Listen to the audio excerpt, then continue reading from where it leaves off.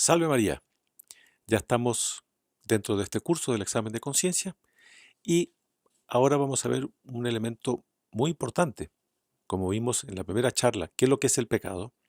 Muchas personas se preguntan, bueno, ¿cuándo un pecado es mortal y cuándo un pecado es venial? Vamos a ver la gravedad del pecado. Y eso lo vamos a sacar del Catecismo de la Iglesia Católica, que, como ya les he dicho, es muy importante a los católicos tener conciencia, y no solo los católicos, porque hay muchas personas que puedan estar asistiendo a este curso que no son católicos, pero es algo que nos ayuda para obtener nuestra paz interior, conocer nuestros defectos, nuestras fallas, nuestros pecados, o si quiere le llamamos nuestros problemas, como quiera llamarle. Pero es importante para nosotros comprender la, la gravedad de la falla, la gravedad del problema, porque yo puedo, una misma falta o mismo pecado puede tener mayor gravedad o menos gravedad. Por eso esta charla es bien importante para que usted sepa examinarse, porque en función de esto es que usted va a tener claridad con respecto a lo que usted ha hecho. Por eso, aquí hay un primer elemento muy importante, que se habla habitualmente de pecado mortal o pecado venial. ¿Cuál es la diferencia entre pecado mortal y pecado venial? Es lo que vamos a ver ahora. Pero hay personas que dicen, padre, pero esto no está en la Biblia. Fíjense, hay muchas cosas que no están en la Biblia, pero que son enseñanzas de la Iglesia por la experiencia de los siglos. En la Sagrada Escritura está el pecado en general, pero pecado mortal y pecado venial es algo que, como les digo, se ha impuesto en la tradición de la Iglesia. Y después dice, es fruto de la experiencia de los seres humanos a lo largo de la historia. Les voy a dar un ejemplo simplemente para que ustedes comprendan esto de cómo hay cosas que no están en la Biblia. Por ejemplo, la Santísima Trinidad. La palabra Santísima Trinidad no existe en la Biblia. La Santísima Trinidad sabemos que es uno de los principales, si no el principal misterio de nuestra fe. ¿Qué es lo que es? Es que existe un solo Dios en el cual hay tres personas. Entonces, ese es el misterio de la Santísima Trinidad. En la Sagrada Escritura está presente el Padre, está el Hijo, está el Espíritu Santo, pero la palabra Santísima Trinidad no existe. ¿Por qué le digo esto? Es porque para que entender esto que estamos viendo ahora, la gravedad del pecado. Existe el pecado mortal, el pecado venial. Teniendo eso como presupuesto, entonces, ¿qué es lo que dice el catecismo? Para que un pecado sea mortal, se requieren tres condiciones. Dice, es pecado mortal lo que tiene como objeto una materia grave y que además es cometido con pleno conocimiento y deliberado consentimiento.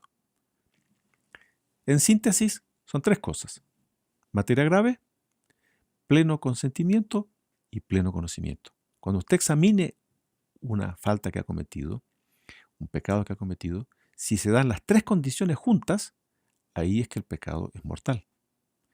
Si no se da cualquiera de las tres, el pecado ya es venial.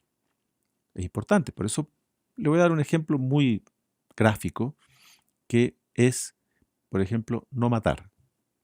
Digamos que usted va en auto y choca a una persona y la mata. Usted no estaba yendo a exceso de velocidad, estaba dentro de el respeto de las leyes, etcétera, y usted no tuvo ninguna intención de matar a esa persona. Fíjese, las tres condiciones: materia grave, matar a una persona, sí es materia grave. Pleno conocimiento, sí, usted sabe que matar es pecado y bueno. Pero consentimiento, no hubo ningún consentimiento. Usted no tuvo ninguna intención, ningún deseo de matar a esa persona. Entonces, no hubo pecado mortal. Pecado venial habrá habido, puede ser, pero quizás casi que no ha habido pecado, porque no hubo ningún tipo de mala intención, fue hecho sin querer. Entonces, con frecuencia las personas se acercan al sacerdote y me preguntan, padre, mire, hice tal cosa así, así, así, pero fue sin querer, yo no me di ni cuenta. Entonces estoy muy, muy preocupado, muy preocupada, cometí un pecado gravísimo. Fíjese, no porque no ha habido el pleno consentimiento.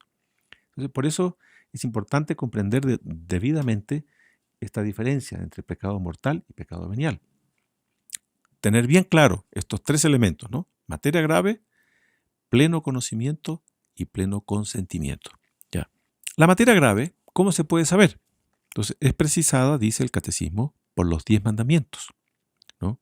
Que nuestro Señor le dice: no mates, no cometas adulterio, no robes, no levantes falso testimonio, no seas injusto, honra a tu padre y a tu madre. Eso está en el Evangelio de San Marcos, capítulo 10, versículo 19, cuando nuestro Señor le dice al joven rico. La gravedad de los pecados es mayor o menor. Cada pecado es diferente, ¿no? Eso depende mucho de cada persona, de cada circunstancia. No podemos asumir una especie así de todos los pecados son iguales. No. En los mandamientos está, por así decir, clasificado los pecados. Pero eso en cada persona la gravedad será mayor o menor dependiendo de las circunstancias. Por ejemplo, aquí dice el catecismo, un asesinato es más grave que un robo, ¿no? Después, también depende de la cualidad de las personas lesionadas. Entonces, por ejemplo, la violencia ejercida contra los padres, los papás, es más grave que la ejercida contra un extraño. ¿Se fija? Hay muchas circunstancias que hacen con que un pecado sea más grave o menos grave, ¿no? Pero el pecado mortal requiere, el catecismo aquí lo dice muy claramente, plena conciencia y entero consentimiento. A veces yo no he tenido un consentimiento pleno, ha habido un consentimiento a medias. No es pecado mortal, porque tiene que haber un consentimiento pleno. Entonces, presupone el conocimiento también. A veces las personas me ha tocado, fíjense, personas a veces con muy poca formación, con muy poca cultura, que hacen cosas que están mal, pero no tienen noción de que eso está mal. Le voy a dar un ejemplo. Esto me pasó ya hace algunos años en unos lugares medio apartados así de la ciudad, personas así bastante simples, pero que tenían como costumbre ya desde pequeñitos, fíjense, puede ser medio fuerte lo que le voy a decir, pero tenían como costumbre emborracharse. Entonces para ellos emborracharse era lo normal. El fin de semana había que tomar alcohol y emborracharse y eso hacía parte del descanso del fin de semana. Como les digo, era gente de muy poca cultura, de muy poca instrucción. Hasta ellos darse cuenta de que eso no estaba bien, bueno, pasó un tiempo. Por eso en ellos no había un conocimiento pleno de que eso no estaba bien. Cosas así suceden con bastante frecuencia. Les comento un poco para que ustedes sepan. Entonces hay una serie de elementos. A veces hay ignorancia involuntaria, a veces hay ignorancia voluntaria. Después, el pecado venial, como les dije, cuando no se observa una materia, cuando la materia no es grave, cuando no hay gravedad o no hay pleno consentimiento o no hay entero consentimiento, no hay pecado mortal, ¿no? Eso está muy claro en el catecismo. Y un último elemento que es importante para usted saber es que a veces las personas como que culpan a otros del pecado que comete. Entonces, este es un punto bien importante para concluir esta charla, es que el pecado es un acto personal. Presta atención. El pecado es un acto personal. Eso está en el catecismo. Nosotros podemos tener responsabilidad en el pecado de otros, o otros pueden tener responsabilidad en mi pecado, pero en definitiva mi pecado es personal. Entonces yo voy a leer aquí simplemente la responsabilidad que podemos tener. Fíjese, esto es importante cuando usted se está examinando. Cuando usted se examina, usted puede tener responsabilidad en los pecados de otros, pero no es una responsabilidad total. El pecado del otro es personal, pero usted puede haber tenido responsabilidad. Eso se da mucho, por ejemplo, en la vida de familia. Los papás pueden tener responsabilidad. Entonces voy a leer aquí para que ustedes vean todas las posibilidades de uno tener responsabilidad en el pecado de otros. Dice, participando directa y voluntariamente en el pecado de otro. Ordenando a otro que cometa pecado. Claro. Aconsejando el pecado. Elogiando el pecado de otro. O aprobando el pecado de otro. Eso se da mucho en la vida familiar, en la vida social. Se comentan cosas y yo elogio o apruebo o no me opongo. Ya, pues sigamos.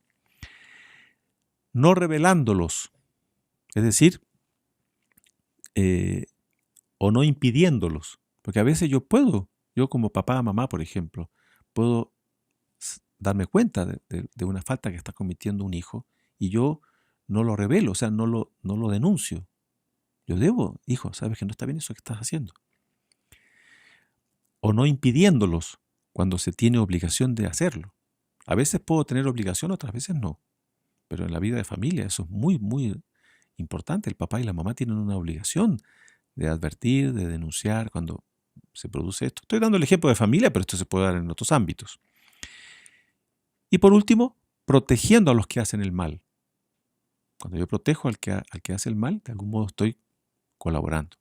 Pero el que comete pecado es un acto personal, como dijimos, para que tengamos bien claro que no podemos justificarnos echándole la culpa a otros, que en el fondo yo no cometí el pecado porque el otro tuvo la culpa. No, si yo hice algo, ese acto es personal. El otro puede haber colaborado, pero en definitiva eso no me exime de mi culpa.